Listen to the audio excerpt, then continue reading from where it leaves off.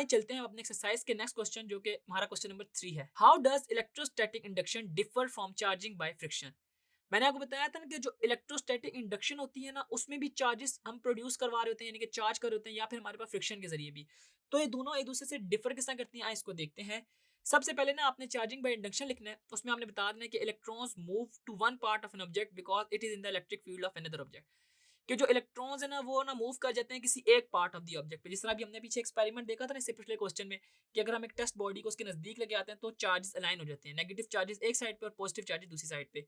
इसमें आप इसकी एग्जांपल के तौर पे ले सकते हैं कि electrons on the finger tip cause electrons on door knob to move away. कि जो हमारे फिंगर टिप्स पे इलेक्ट्रॉन्स होंगे वो दूर जा रहे होते हैं, leaving the door knob with a positive charge. ठीक है जी।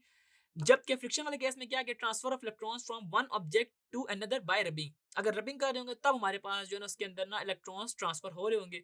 उसकी एग्जांपल में आपने clothes rubbing together in a dryer, feet rubbing on a carpet, इन सब के अंदर ना हमारे पास ना चार्जेस हो रहे होते हैं, प्रोड्यूस हो रहे होते हैं फ्रिक्शन के जरिए। तो यूं आपने देखना है, करना क्या, इस क्वेश्चन को एक्सप्लेन किस तरह करना है कि सबसे पहले डेफिनेशन, जिसमें आप चार्जिंग बाय इंडक्शन की डेफिनेशन और फिर चार्जिंग बाय फ्रिक्शन की डेफिनेशन लिख रहे होंगे, और उसके बाद उनकी एग्जांपल एक एक लिखने के बाद इस शॉर्ट क्वेश्चन को कंप्लीट कर दें।